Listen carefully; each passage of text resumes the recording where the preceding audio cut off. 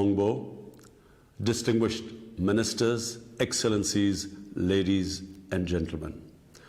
It is a pleasure to be invited to speak to IFAD Governing Council. Agriculture is central to human survival. IFAD has made a significant contribution to enhancing agricultural production in the developing countries. Today, the world confronts a looming agricultural crisis. The global population will soon reach 8 billion people.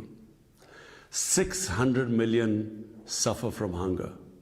Over 100 million children are stunted due to undernourishment. Unfortunately, the COVID-19 pandemic is likely to push another 100 million people into extreme poverty. Over 20 countries are food insecure. The World Food Programme has warned of the danger of famine in some of the poorest countries and conflict zones. The world faces multiple challenges in recovering from the pandemic and achieving vital first two sustainable development goals: no poverty and zero hunger. There is lack of financing, shortage of investment, trade distortions, unsustainable production and consumption patterns, degradation of agricultural lands and forests, an impending water crisis, loss of biodiversity, and polluted rivers and oceans. We need a revolution in our vision of our future. The COVID-19 pandemic and the climate crisis should drive home the message to all, rich and poor, weak or powerful, that their destinies are intertwined. We will perish or survive together. The concepts of geostrategic adversaries, of regional or global domination, of the political advantages of foreign intervention and occupation, and the oppression of peoples are outdated and will soon be seen as irrelevant. We need a common plan and strategy for global recovery and survival and prosperity of all humanity. In response to the recession triggered by the COVID-19 crisis, I proposed a global initiative on debt relief last April.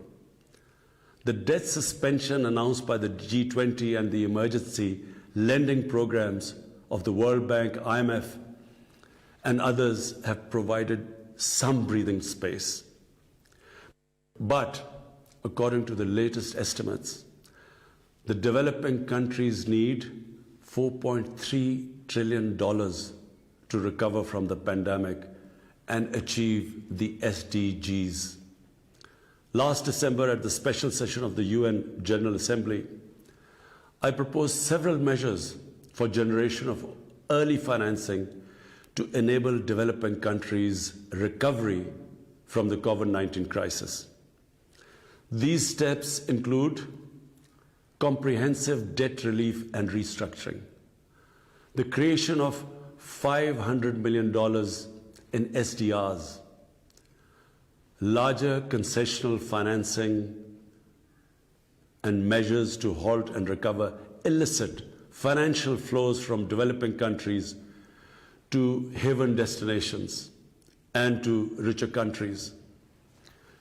But if we are to end poverty and hunger, we will need to go much further.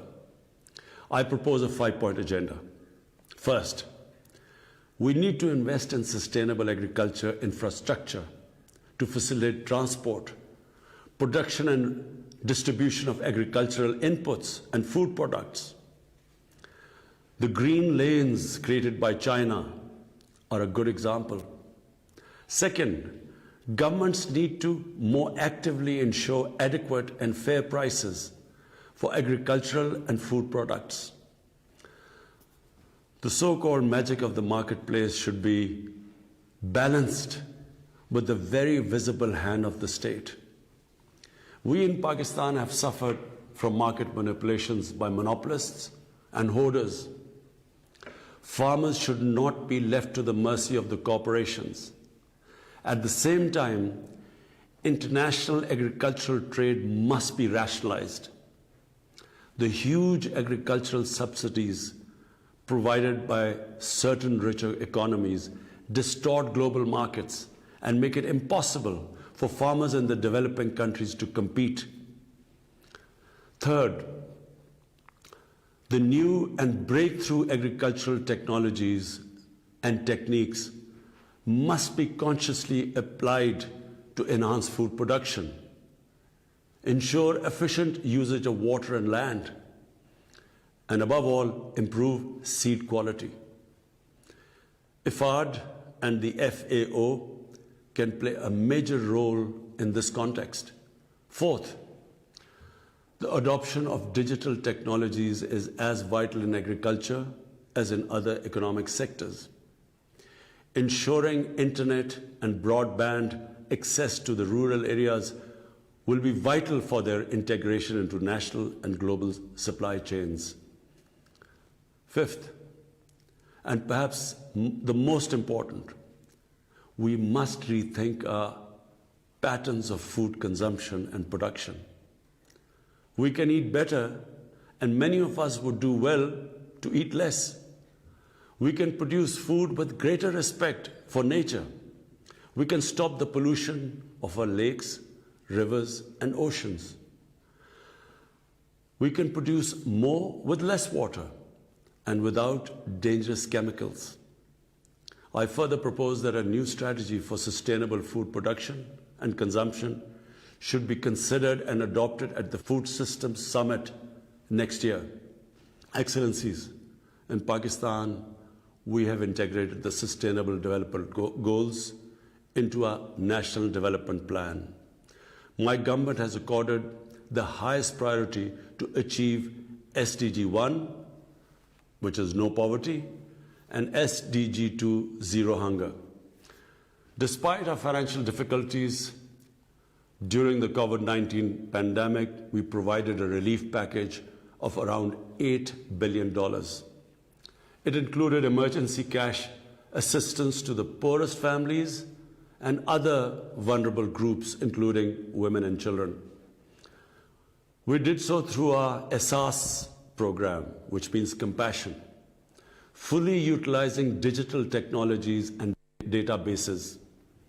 This was the largest poverty alleviation program in Pakistan's history.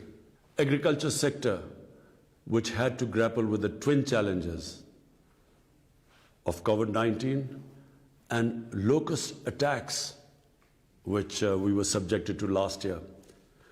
But it continues to have my utmost attention. Budgetary allocation has been increased almost 3 times.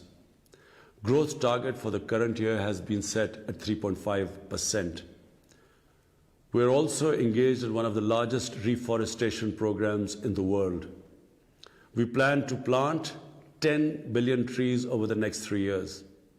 We will also set aside 8 large areas as national reserves or national parks. Under the China-Pakistan Economic Corridor, agricultural modernization has been included as a vital element of our development strategy. This will move us significantly towards combating hunger and poverty. Excellencies, the national efforts of developing countries like Pakistan to promote sustainable development and eliminate poverty and hunger can only succeed through international cooperation. We desire such cooperation with all countries.